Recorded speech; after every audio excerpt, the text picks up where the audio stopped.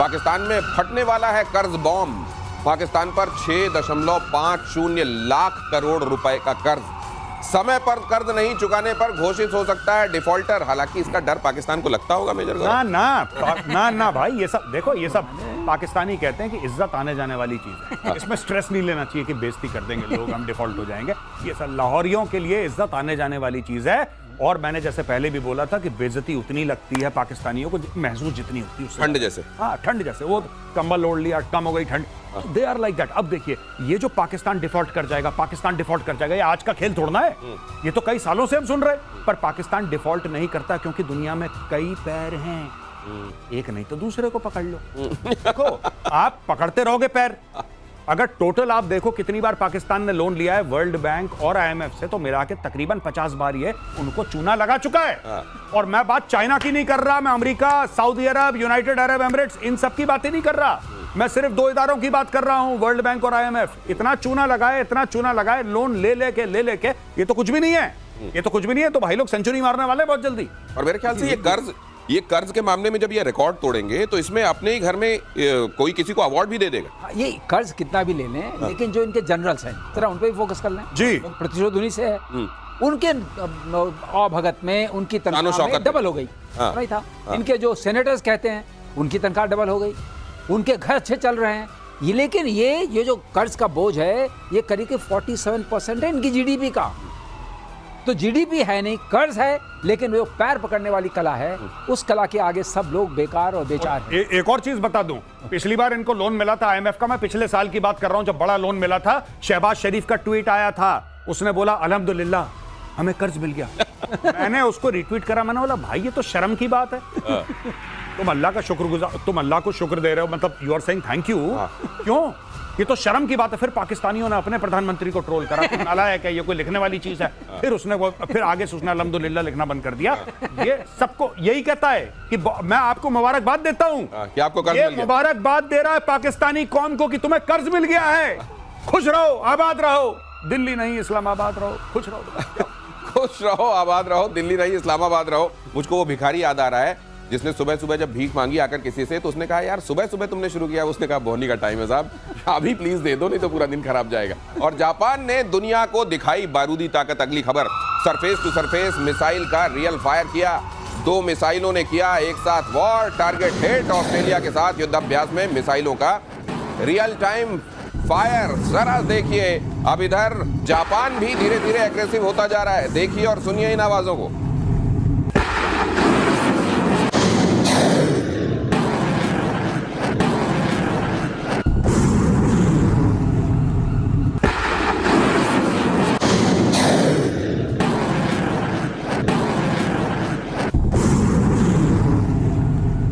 देखिए, ऐसा इसे सैल्वो फायरिंग कहते हैं। हाँ, आप एक के बाद आप जो फायर, सैल्वो फायरिंग, एक के बाद दूसरा। इससे क्या होता है, हिट प्रोबेबिलिटी टारगेट की बहुत बढ़ जाती है। अच्छा। नॉर्मली हिट प्रोबेबिलिटी जो होती है वो 80% के आसपास होती है। सैल्वो फायरिंग, अरे वैसे जैसे भरतल बंदूक होती है सर, वो झर्रे एक साथ निकलते हैं तो कईयों को लग जाते हैं। वैसा ये 2 जाते हैं, 2 में से बहुत ज्यादा प्रोबेबिलिटी बन जाती है, हिट की सर्टेनिटी आती है। Salvo firing. अब आपने बड़ी अच्छी बात पूछी कि जापान क्या कर रहा है। ये तो बड़ा शांति वाला दूत था, इसने कहा हम मिलिट्री रखेंगे नहीं, वैसे काम चलता था और ये अमेरिका के प्रोटेक्शन में था।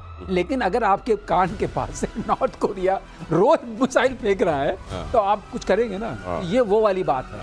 और ऑस्ट्रेलिया के साथ ये अब वो कर रहे हैं। लोगों ने देखा कि ये नॉर्थ कोरिया को कंटेन करने के लिए जिस तरीके का इनका वो टापू है, इट्स एन आइलैंड कंट्री, तो आइलैंड कंट्री को अपने आप को बचाने के लिए इन्होंने देखा कि हर आदमी, इनका जो अनुभव हुआ है यूक्रेन रशिया वॉर को लेकर के या इजराइल का इसको लेकर के, हुती वगैरह, इन्होंने ये समझ लिया है कि you are on your own.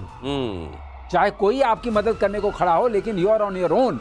और जो पिटाई यूक्रेन की देखी है, क्योंकि यूक्रेन जो दूसरों के सहारे उसने लड़ाई शुरू की, अब इसको समझ में आ गया है कि मुझे अपने को बचाने की शक्ति लानी पड़ेगी, उसी तरह शक्ति संतुलन बनाना पड़ेगा, उसी तरह एक्सरसाइजेस करनी पड़ेंगी। ये उसी के कॉन्टेक्स्ट में हो रहा है, उसी की कड़ी है ये। और तुर्की ने बनाया हाइपरसोनिक बैलिस्टिक मिसाइल। अगली खबर देखिए, तुर्की ने सबसे घातक मिसाइल लॉन्च की। मिसाइल का नाम रखा टाइफून ब्लॉक 4। पाकिस्तान को ये नाम अच्छा नहीं लगा होगा, उसने कहा ये नाम हमसे पूछ लेते क्या रखना। टाइफून की जगह पाकिस्तान करा हमें दो, पेंट लगाओ तूफान। और अच्छा टाइफून का करो तूफान, आगे बढ़ाओ पाकिस्तान। लेकिन ये टर्की जी। टर्की अपने आप को कैसे तैयार कर रहा है आने वाले दिनों के लिए, क्या दिखाई दे रहा है? देखिए, टर्की को ये है कि टर्की ये देखिए कैसे घेर के खड़े हैं वहां इस मिसाइल को सब सारे के सारे। हाँ, अब यहाँ पे फट ना जाए। ये भी है, सही ना? बात है। सब लोग पाकिस्तान से इन्फ्लुएंस तमाम कंट्रीज के सामने ये समस्या तो रहती है। पता लगा ये भी ग्रीन है वैसे। हाँ, ग्रीन है और सेल्फी ले रहा, कहीं यहीं पे खेल हो जाए इसका। खैर एनीवे, मैं आपको बताता हूँ बेसिकली क्या है कि ना, this is to position Turkey as the leader of the Muslim उम्मा। अच्छा, ठीक है कि हम ये मिसाइल बना रहे हैं, हम ये, क्योंकि और कोई मुस्लिम देश ऐसे बना नहीं रहा है जैसे टर्की बना रहा है। पाकिस्तान भी इंपोर्ट कर रहा है, टर्की है। टर्की हो सकता है कि कहीं से टेक्नोलॉजी उसने ली हो, पर ज्यादातर टर्की की मैन्युफैक्चरिंग इस मामले में ठीक है। तो टर्की अपने वेपन्स बना रहा है। पूरे 57 मुस्लिम कंट्रीज में कौन सा देश है जो इतना कटिंग एज मिलिट्री इक्विपमेंट बना पाता है? पाकिस्तान बना नहीं पाता, उसको सब भीख में मिला है चाइना से। ये टर्की एक है। तो Turkey is trying to position itself, जो उसके जियोपॉलिटिकल थ्रेट्स है, साइप्रस को लेके, ग्रीस को लेके, फलाना ढिमका, जो सीरिया में मामला अनसेटल हो, वो सब अलग है, वो अलग मैटर है। लेकिन जो टर्की अपने आप को ये सब बना के दिखाना चाहता है कि भाई मैं भी। लेकिन जैसे ड्रोन इन्होंने बना लिया, ये ईरान और टर्की दोनों का नाम लिया जाता है। सर ये कैसे है मिसाइल वगैरह बनाने में? मैं थोड़ी अपना जो कहते हैं ना, I keep my comments reserve, क्योंकि इनके पास स्क्रैम जेट टेक्नोलॉजी जो चाहिए जी, और जिस तरह की क्रूज मिसाइल नहीं बना सकते, ये बैलिस्टिक मिसाइल है इन्होंने बनाया है। ओके। और जो टेक्नोलॉजी हाइपरसोनिक के लिए चाहिए बाद में आने के लिए, सीकर जब तक ठीक नहीं होगा आपकी एरर प्रोबेबिलिटी बहुत बड़ी है, तो निशाने पे नहीं जाएगा। अच्छा। तो निशाने पे जाएगा कि नहीं जाएगा ये बात आगे तय होगी। और दूसरी बात ये है, ये पेलोड कितना ले जाएगा, कितना ले जाएगा, क्योंकि जब आप बैलिस्टिक मिसाइल फेंकते हैं तो आपके पास कम से कम 500 किलो से ऊपर ले जाने की क्षमता होनी चाहिए। वो क्षमता कितनी होगी? आपने स्पीड ले ली तो क्या सामान भी ले आ सकेंगे? अभी इसके बारे में थोड़ा जानना पड़ेगा, क्योंकि जो टेक्नोलॉजी इनके पास है वो ड्रोन के लिए तो ठीक है, ऐसी मिसाइलें उसके लिए ठीक है, लेकिन इस तरह की बहुत ज़्यादा मारक क्षमता वाली, जैसे आपने अग्नि 5 कल आपके शो में बात हुई थी बंकर बस्टर वाली, वो क्षमता नहीं है। तो ये दिखाने का ठीक है, ये दिख भी हाथी के दांत टाइप का रहा है, देखिए जैसे हरा पेंट कर दिया हो, दिखाने वाला है, लेकिन खाने वाला कितना है ये तो टाइम तय करेगा। बहरहाल एक नाम टाइफून ब्लॉक 4 टाइप का दे दिया गया और दिखाने के लिए एक बड़ी सी मिसाइल, एक बड़े से ट्रक में कितने चक्के हैं अगर आप गिन लीजिए इनको, इसमें लादकर भेज दी गई है। और यूक्रेन में जेलेंस्की के खिलाफ बगावत, उस वॉर फ्रंट में क्या चल रहा है? विरोध में हजारों लोग सड़कों पर उतरे। क्या करेंगे अब जेलेंस्की? राजधानी कीव समेत कई शहरों में प्रदर्शन, जंग के बीच लोगों का पहला बड़ा प्रदर्शन है ये।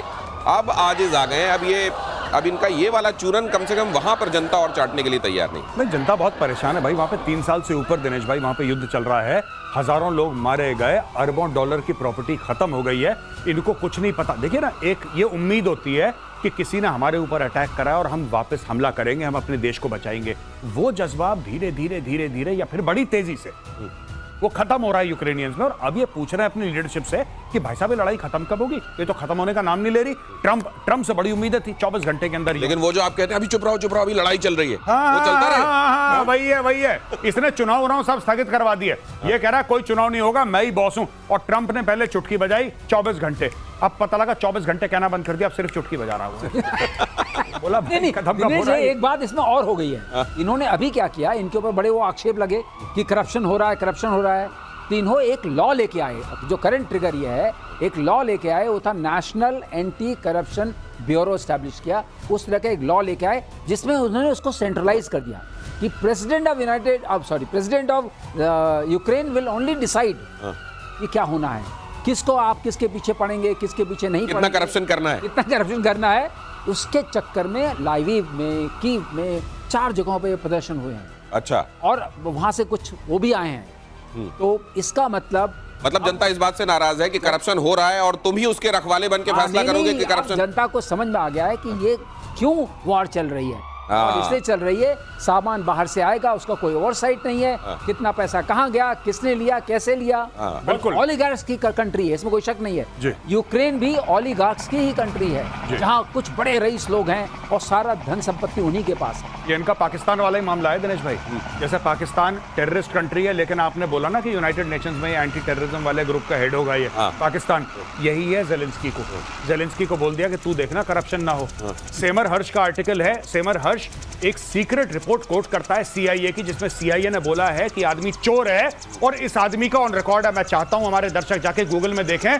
इसने यानी कि जेलेंस्की ने बोला है कि जो पैसे आए थे ना, उसमें 100 अरब का मुझे नहीं पता कहां गए। आप जाके चेक करिए। 100 अरब का पता नहीं है कहां गए, तो आप समझ लीजिए कि वहां चल क्या रहा है। और जब ये इस तरीके की उथल पुथल जंग वाली स्थितियां रहती है ना, तो लोगों का भ्रष्टाचार की तरफ ध्यान कम जाता है। इसी तरह ये वॉर और एनार्की वाली स्थितियां बनी रहे तो ही जेलेंस्की और उनकी कुर्सी सुरक्षित है। आज प्रतिशोध में हिस्सा लेने के लिए आप सभी का बहुत धन्यवाद। हमारे दर्शकों का आभार।